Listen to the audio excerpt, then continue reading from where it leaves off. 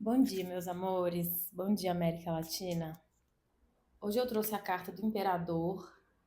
No tarot de Ala, ela é um trono vazio, né? Não tem ninguém, não tem nenhum homem ali ocupando esse trono. E ele tá num ambiente que tá em ruínas, né? As estruturas sólidas, rígidas, rigorosas que aqui no contexto da carta representam essa sociedade branca, eurocêntrica, que tem essas estruturas de poder, né? Que são opressivas, que são rígidas e dominadoras, né? Colonizadoras. Aqui está em ruínas. E o trono está sendo consumido pela vegetação.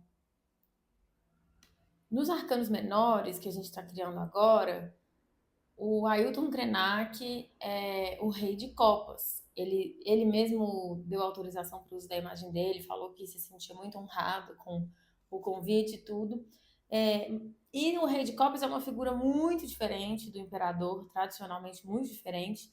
Mas eu acho que aqui no caso do tarot de Ala tem algo que se assemelha, que é esse ponto onde no imperador fica proposto um novo jeito de pensar, porque o imperador, tradicionalmente, ele é o que vem trazendo regras, né? Estruturas mais engessadas, mais rígidas, mais verticais até. E aqui no tarot de aula, essas estruturas estão em ruínas, essa forma de pensar, essa forma de se relacionar e de colocar limites, ela não se sustenta e o que vem no lugar, então, é essa relação com a natureza, que não é uma relação, assim como o Krenak sempre fala muito, né? Coisas nesse sentido, assim, que não é uma relação com a natureza, porque a natureza não é esse outro, né? Não é o outro de nós. Somos tudo parte de uma mesma coisa, somos tudo parte de um mesmo organismo, assim, né? Mas o que que eu queria falar quando eu resolvi falar do imperador? Era sobre duas coisas. Uma coisa era, esse trono vazio aqui não é à toa. Quem tem o tarot de ala, que conhece o livrinho que vem com os significados da carta, ou mesmo que já foi lá no Instagram e fuçou e leu as legendas onde tem o significado das cartas, o trono vazio ele vem colocar assim, é quase que um manifesto anarquista, assim, ele diz assim, nenhuma autoridade externa, nenhuma autoridade que não a nossa própria consciência e a nossa própria relação com o nosso ambiente, o nosso povo, a nossa cultura, a nossa terra. E o imperador num nível prático, num nível do dia a dia, do cotidiano, porque é isso que a gente faz aqui em Yala, né? Pegar a magia e colocar ela em diálogo com o nosso dia a dia, o nosso todo dia, toda hora. O que que isso que me faz pensar? Numa ideia de assembleia de vozes. Aí eu vou fazer uma outra associação, talvez um pouco inusitada, que é uma médica, mãe de quatro crianças. Ela fala muito sobre maternidade, sobre várias coisas. Ela chama Ana Januzzi. E tem uma coisa que ela falou uma vez, já tem muito tempo, mas ficou muito na minha cabeça, eu achei muito legal, que é sobre essa assembleia de vozes, que é dentro da sua cabeça, dentro de você, existem alguns tons, algumas formas de pensar, algumas formas de falar, algumas pessoas, muitas vezes, que estão representadas por alguém aí no mundo externo, sei lá, sua mãe, seu pai, sua avó, seu irmão, sua irmã, marido, esposa, namorado, enfim. Que a gente meio que vai introjetando, vai assimilando, vai passando a se importar com o que essas pessoas pensam da gente e com o que essas pessoas pensam, no geral. E aí a gente se inspira nelas e tudo. E aí essa pergunta do imperador trono vazio vai na direção assim: quem que faz parte da sua assembleia de vozes?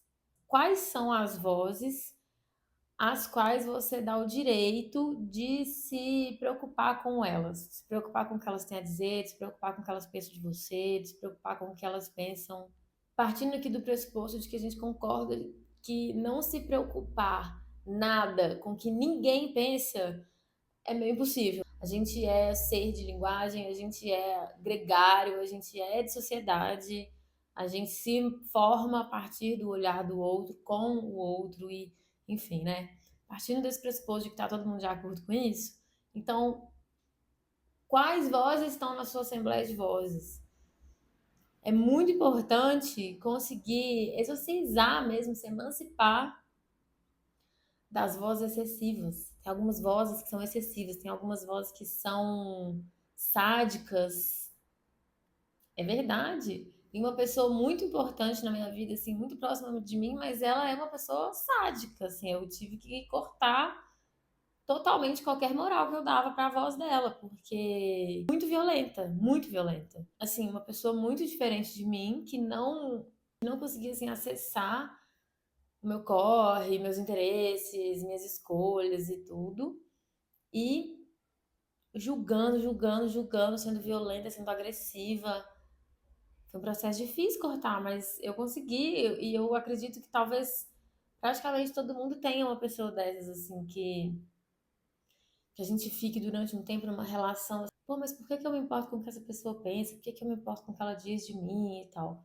Então, o trono vazio é um pouco disso, assim, é um pouco de reconhecendo que a gente sempre vai se importar com o que algumas pessoas têm a dizer sobre nós ou sobre o que seja, pelo menos que a gente consiga escolher com sabedoria quem são essas pessoas, quem que a gente vai colocar na nossa assembleia, né? E aí vem um outro ponto que tá bem, assim, sutil, mas tá na carta, porque tá no todo do tarô de aula, que é a questão da espiritualidade, a questão da ancestralidade.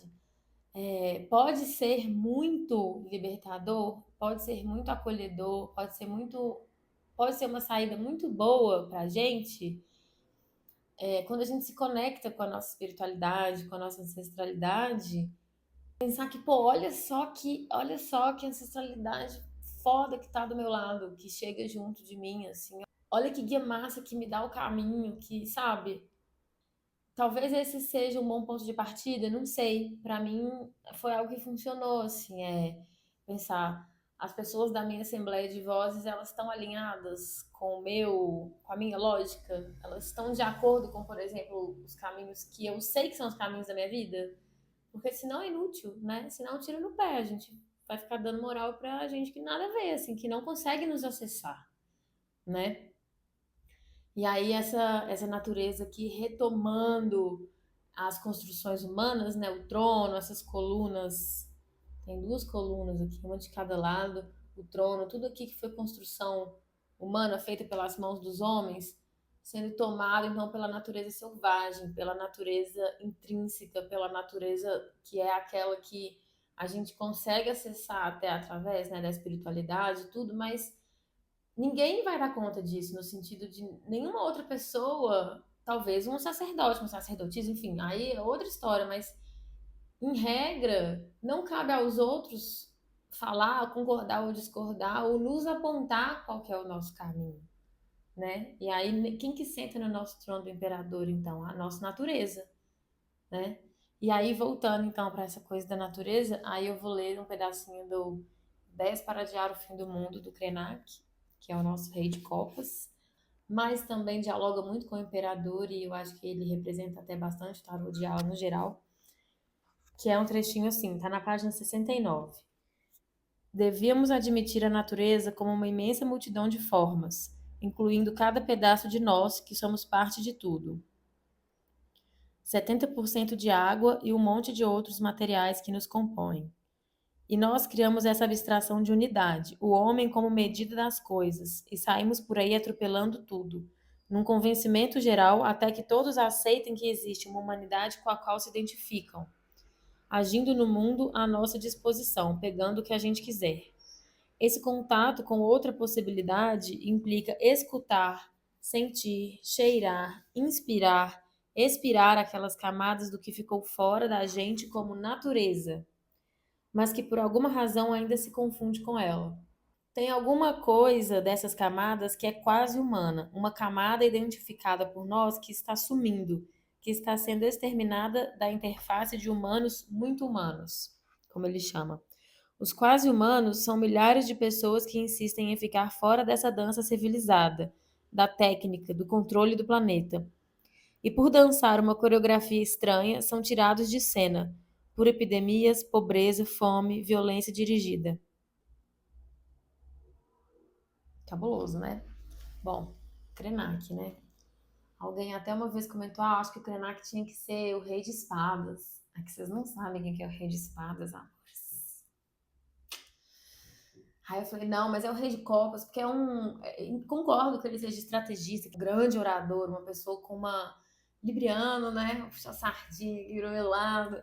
uma pessoa com uma visão de mundo muito, que agrega muito, né? Que eu acho que nem fazem alguma medida essa distinção de razão, essa razão clássica, assim, quando a gente pensa em emoção. Mas é o guardião do rio doce, né? Se Copas está relacionado com a água, quem mais seria o rei de Copas, né? O rei de espadas é um sangue no olho, outro rolê no tarot de aula. Bom, é isso. Esse é o papo da semana, então. Recado do tarot de aula, refletindo com os arcanos. A reflexão dos arcanos dessa semana, então, é essa. O imperador, a natureza, a nossa própria natureza, ficar em contato com quem a gente é, com os nossos guias, com a nossa espiritualidade, nosso eu superior, por assim dizer.